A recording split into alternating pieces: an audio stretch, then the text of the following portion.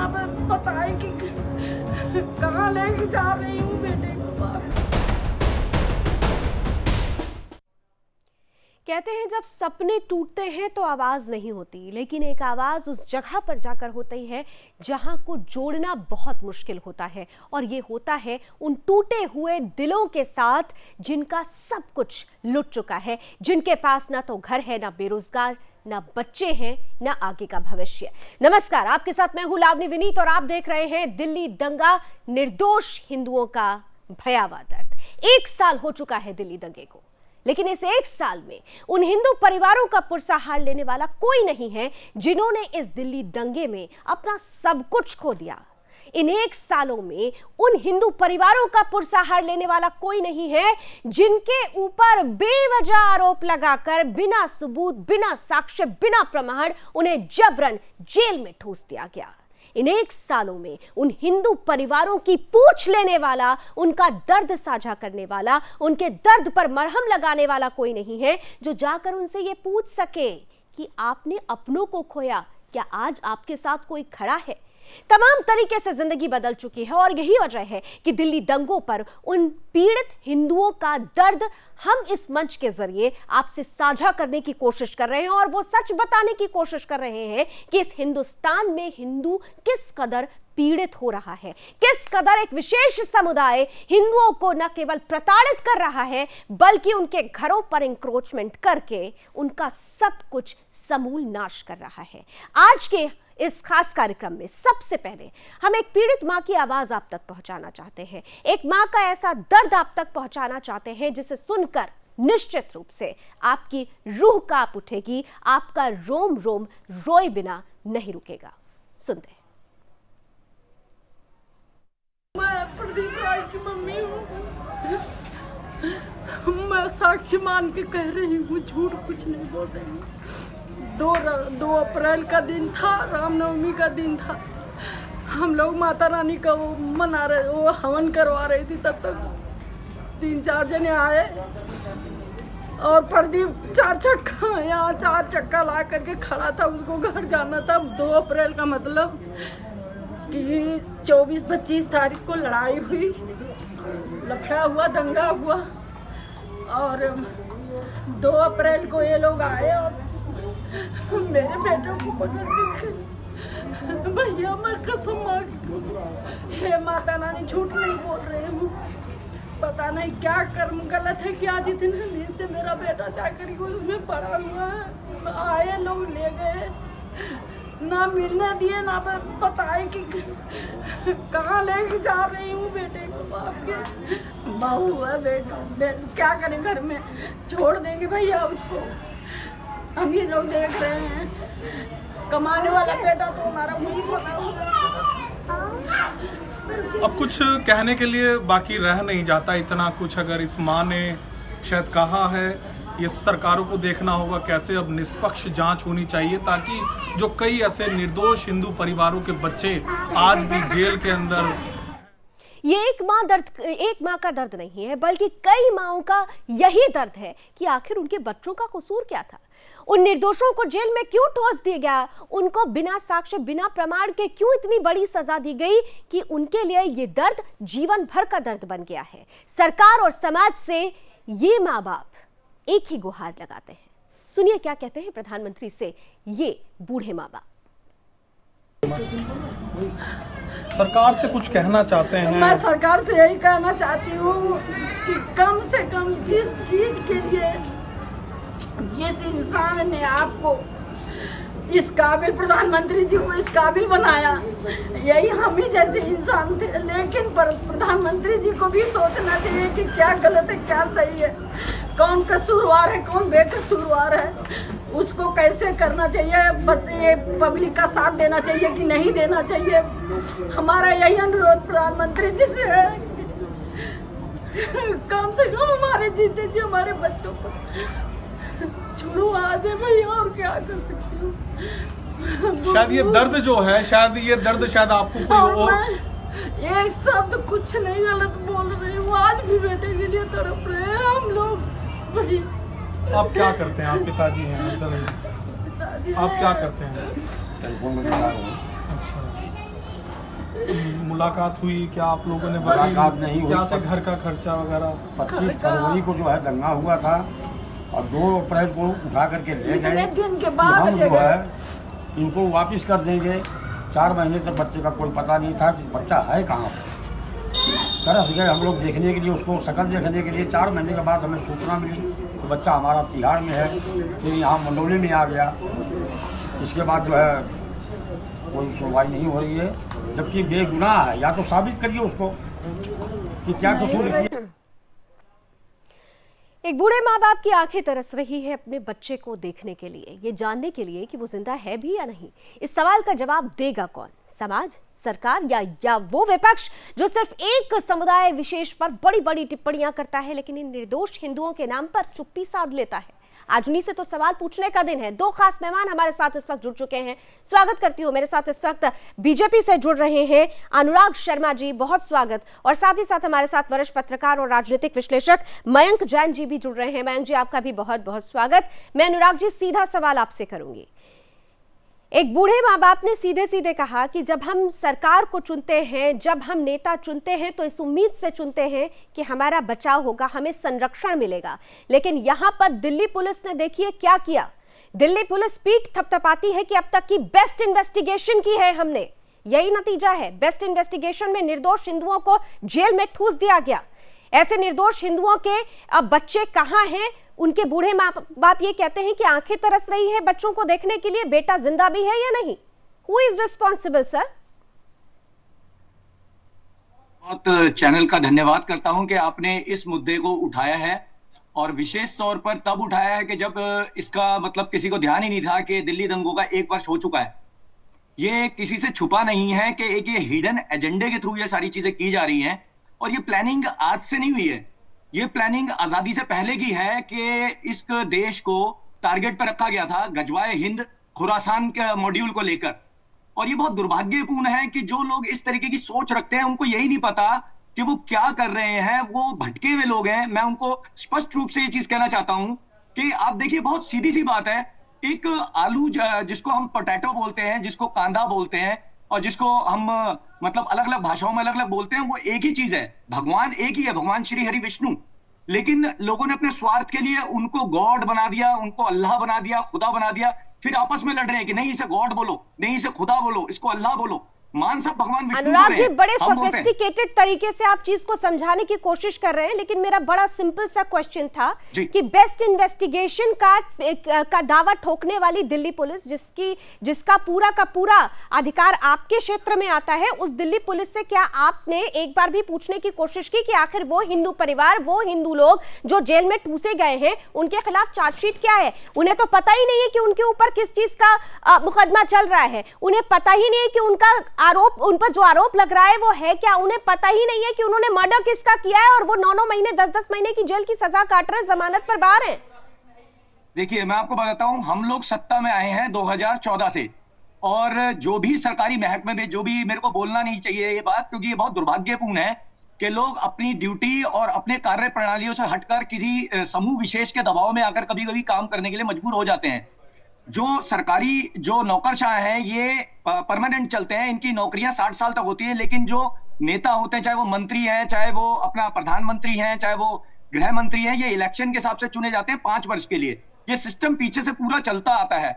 इसके अंदर जो सबसे बड़ी बात ये होती है देखने वाली कि मैंने आदेश दिया, मैं तो 5 साल के लिए आदेश दे रहा हूं, मैं 5 साल तक हूं, लेकिन उस व्यक्ति ने तो पीछे से ही मतलब कार्य प्रणाली को चलते आ रहा है। उसको ये नहीं पता कि 5 साल बाद हमारी सत्ता रहेगी या नहीं रहेगी। वो सबसे बिगाड़ के नहीं रख सकते। उन्हें किसी रूप से दबाव में आके काम करना पड़ता है। कोई एक दबाव समूह उसके पीछे काम करता है। मैं किसी व्यक्ति विशेष के लिए नहीं कह रहा हूं, ना मैं पुलिस डिपार्टमेंट के लिए बात कह रहा हूं। लेकिन अभी आपने हाल ही में कानपुर का ये जो कांड देखा था, और जो आपने ये बंबई में जो देखा आपने कि मतलब एक पुलिस महकमा बकायदा पीछे से एक सिंडिकेट था जिसके दबाव में काम कर रहा था। तो कई बार ऐसा हो जाता है, दुर्भाग्यपूर्ण घटनाएं हैं। मैं कहता हूं कि अनुराग जी, मुझे समझ में नहीं आ रहा है कि पुलिस विभाग किसके दबाव में है। यहाँ आपको सीधे सीधे एक ऑर्डर देना है और ये पता कराना है कि आखिर हिंदुओं का दोष क्या है जिनको जेल में डाल दिया गया। जो हिंदू परिवार जिनको जबरन उस जगह से हटाया जा रहा है जहां पर एक वर्ग विशेष उनके घर पे ऊपर कब्जा कर रहा है, उन्हें डरा रहा है, वो अपना घर छोड़कर जा रहे हैं, आज उनके पास रोजी रोजगार का कोई जरिया नहीं बचा हुआ है, उनके लिए किसकी जवाबदेही बनती है? मयंक जी, आपके पास आते हुए आप देखिए, मैंने कल भी इस मुद्दे को उठाया था और आज भी इसी मुद्दे के साथ हूं, क्योंकि इस मुद्दे में असल मुद्दा यह है कि हिंदू परिवारों का क्या कोई मानवाधिकार नहीं है। हर पॉलिटिकल पार्टी अपने अपने तरीके से इसको डिफाइन करने की कोशिश कर रही है, लेकिन एग्जैक्ट जो सवाल है उसका जवाब नहीं आ रहा है। हिंदू परिवार किस तरह से पीड़ित है, अभी तो मैंने सिर्फ 2 बयान आपको दिखाए हैं सर, अभी आगे ऐसे ऐसे बयान और ऐसा ऐसा दर्द सामने आएगा जिसे देखने के बाद मुझे तो नहीं लगता कि एक आम जनमानस आराम से सो पाएगा रात में। मयंक जी, देखिए, हिंदू परिवारों का तो कोई राइट है ही नहीं ज्यादा, क्योंकि आपने देखा होगा जो सीए का जो पूरा एजिटेशन है, ये रिपीट हो रही है क्या आवाज? इसको नहीं सर प्लीज कंटिन्यू करें, आपकी आवाज बिल्कुल क्लियर आ रही है। हाँ, तो जो सीए का जो सारा जो था वो भी हिंदू की जान बचाने के लिए ही था। हिंदू, बुद्धिस्ट, सिख जो कि पाकिस्तान में या बांग्लादेश में, तो उसकी वजह से इन्होंने कितना उपद्रव मचा दिया। तो बेसिकली जो इस देश का इस्टेब्लिशमेंट रहा है वो हिंदू की जान की उसमें कोई ज्यादा कीमत है नहीं, क्योंकि हिंदू असर्टिव है नहीं, तो उसकी जान आप ले लोगे तो भी कोई रिएक्शन नहीं आएगा, उसकी जान आप छोड़ दोगे तो भी कोई फर्क नहीं पड़ने वाला है, वो रोएगा बिलखेगा, तो सबको मालूम है इस बारे में। इसलिए जो है वो यूपी मॉडल जो है, जिसके अंदर ये जो कह रहे थे ना भाई साहब कि वो पुलिस ऐसा नहीं कर सकती है और पुलिस को जवाब देना पड़ेगा, इक्वेशंस चेंज हो जाती हैं, तो यूपी पुलिस कैसे कर लेती है? तो बेसिकली जो दिल्ली की पुलिस है वो बहुत टाइम से, कांग्रेस के टाइम से और उससे भी पहले के टाइम से वीआईपी सिक्योरिटी और इन सब चीजों में लगी रही, और इन्होंने कभी एनकाउंटर किए तो इनके पीछे पड़ गए पॉलिटिशियंस, सोनिया गांधी से लेके सब लोग इनके पीछे पड़ गए। तो बेसिकली जो गुजरात पुलिस है और जो बॉम्बे पुलिस है उसको मालूम है टेररिज्म को कैसे टैकल करना है। तो कुछ चेंजेस दिल्ली पुलिस में बेसिक चेंजेस लाने होंगे, और उससे पहले सर ये लेकिन माइंडसेट का जो इक्वेशन है उसे सेट कौन करेगा? ये माइंडसेट इक्वेशन सेट कौन करेगा? ये रिस्पांसिबिलिटी भी तो किसी की है। एक बदलाव के लिए बदलाव लाने वाले भी तो लोग चाहिए। देखिए, हम कौन रिस्पांसिबल है, लेकिन हम एज एन एनालिस्ट ये जानते हैं कि क्या होना चाहिए। अब रिस्पांसिबल तो जो सत्ता में है वो लोग होंगे रिस्पांसिबल, जो भी चलिए अब रिस्पांसिबिलिटी की बात आएगी, लेकिन इतना जरूर है कि हिंदू परिवारों का क्या कोई मानवाधिकार नहीं होता? आपको एक और बयान सुनवाते हो। आप देखिए कि किस तरीके से हिंदुओं को भगाने की एक बड़ी साजिश हो रही है। उस वक्त भी एक साजिश हुई थी और अब भी एक साजिश हो रही है। किस तरह से डर के साए में हिंदू परिवार रहते हैं, वो अपना घर बेचने को मजबूर हैं और खरीदने वाले कौन हैं? एक विशेष समुदाय के लोग, यानी दिल्ली में छोटे छोटे पाकिस्तान बन रहे हैं, जिसको जानते हुए भी नासमझी कर रहे हैं वो लोग जो राजनीति करते हैं। क्या ये राष्ट्रनीति का मुद्दा नहीं है? जरा सुनिए एक और बयान। यहाँ एक ऐसा नेटवर्क है जो मुस्लिमों को बसाने के प्रयास में है। वो 10 रुपए की चीज़ 20 रुपए में खरीदने को तैयार हैं, और हिंदुओं को वो चाहते हैं यहाँ से ज़्यादा हिंदू जाएं, एक पूरा मुस्लिम बाहुल इलाका हो जाए। इस तरह की यहाँ घटना है। सरेआम गली में पाकिस्तान जिंदाबाद के नारे लगाते हुए निकल जाते हैं, किसी की हिम्मत नहीं होती। पुलिस प्रशासन को लेकर गृह मंत्रालय, एलजी, मुख्यमंत्री सबसे गुहार लगाई, लेकिन आज तक यहाँ किसी प्रकार की सुरक्षा की व्यवस्था नहीं हुई। अनुराग जी, सुना आपने? हर किसी से गुहार लगा दिया, लेकिन सुनने वाला कोई नहीं है। सरकार से भी गुहार लगा दी, पुलिस से भी गुहार लगा दी, लेकिन सुनने वाला कोई नहीं। और अब तो ये हालत है कि घर बेच रहे हैं और खरीदने वाले कौन हैं? एक खास समुदाय के लोग। पूरी तरह से डेमोग्राफी चेंज करने की कोशिश की जा रही है। हिंदू जाए तो कहां जाए? लावनी जी, मैं आपको यहाँ पर बताना चाहूंगा कि कोई भी प्रक्रिया जो होती है एकदम से नहीं होती, इसके अंदर एक प्रोसेस होता है। यहाँ पर आप देखिए कि हमारे हिंदुओं के जो एक विचारधारा है वो आपस में बटी हुई है। कई लोग हैं जिनको फ्री की बिजली चाहिए, फ्री का पानी चाहिए और अपना कई सारी सुविधाएं चाहिए, तो वो हिंदू समुदाय में होकर भी अपने भविष्य को ना देखकर फ्री की चीजों के पीछे भाग रहे हैं। जबकि ये जो एक अपोजिट जो एक विपक्ष है, ये एक पर्टिकुलर एजेंडा के थ्रू चल रहा है, ये आपस में एक दूसरे को सपोर्ट करते हैं। और ये फ्री पानी और फ्री बिजली के चक्कर में नहीं है। इनका अपना एक एजेंडा है, गजवाए हिंद खुरासान का एक मॉड्यूल है पूरा इसका। तो ये चीज सोचनी चाहिए कि सब लोग, चाहे वो हिंदू है चाहे मुसलमान है, सबका अपना एक परिवार है। आज कोई किसी समुदाय के साथ गलत करेगा तो कल को उसका इम्पैक्ट उस पर भी आता है। हम लोगों को ये देखना चाहिए कि किसी भी प्रकार से समुदाय विशेष के अंदर किसी प्रकार का कोई अग्रेशन ना आ पाए कि वो उसको लेके मतलब दूसरे समुदाय के साथ में किसी तरीके की भिड़ंत करें। और जो हमारी यहाँ की जो अपनी संस्कृति और सभ्यता है उसकी रक्षा के लिए भी हमारे को ध्यान रखना पड़ता है कि यहाँ पर जो लोग हैं वो आपस में अपने समुदाय के लिए राजीव, मैं आपकी सीमा समझ रही हूँ, क्योंकि आप बार बार बड़े सोफिस्टिकेटेड तरीके से एक विशेष वर्ग को भी बचाने की कोशिश कर रहे हैं और कह रहे हैं कि परिवार के जैसा समझना चाहिए। परिवार के जैसे अगर समझा होता तो शायद इस परिस्थिति पैदा ही नहीं हुई होती और इस पर हम डिबेट भी नहीं कर रहे होते। मयंक जी, सबसे बड़ी बात यह है कि अनुराग जी इतना तो कहते हैं कि हाँ, गजवाई हिंद एक तरह से सेट करने की पूरी प्लानिंग हो चुकी थी और हो चुकी है, और कई जगह पर एक बार नहीं बल्कि 20 डिबेट्स में हम बोल चुके हैं कि दिल्ली में, राष्ट्रीय राजधानी में कई नोगो एरियाज बन चुके हैं, लेकिन इस नोगो एरिया को सैबोटाइज करने की रिस्पॉन्सिबिलिटी निभाने वाले क्या सिर्फ सोफिस्टिकेटेड स्टेटमेंट देंगे या फिर उसके खिलाफ कोई एक्शन भी होगा? मयंक जी, मैं पहले भी सुनिए तो सही। हेलो जी जी जी, कैन यू हियर मी? जी मयंक जी बोलिए। हाँ, तो इसके यही मैं बताना चाह रहा था कि इसकी पूरी चीजें हो चुकी हैं इस तरह की। नरसिम्हा राव जब प्राइम मिनिस्टर थे देश के, तो उस वक्त 91-92 में बहुत खराब हालत थी दिल्ली में, और सीलमपुर और इस तरह के इलाकों में बहुत बुरी दशा थी। कम्युनल प्रॉब्लम बहुत बढ़ रही थी, राम जन्मभूमि मूवमेंट चल रहा था उस वक्त। तो उस वक्त उन्होंने सीआरपीएफ के रैपिड एक्शन फोर्स को वहां तैनात किया, और वो पूरे एरिया को कवर करते हैं और बिछ जाते हैं एरिया में, उनको जानकारी मिलती है कि कौन क्या करने वाला है, उनको इन्वॉल्व करते हैं। और फिर उन्होंने जो लाउड स्पीकर्स पे अनाउंसमेंट हो रहे थे, उन्होंने, पुलिस वालों ने चढ़कर लाउड स्पीकर्स को बंद किया और काट दिया तार। तो इस तरह से आपको दिल्ली में भी सीआरपीएफ लगानी पड़ेगी, रैपिड एक्शन फोर्स लगाने पड़ेंगे इन एरियाज के अंदर जो नो गो एरियाज हैं, और वहां पे लॉ एंड ऑर्डर को मेंटेन करना पड़ेगा।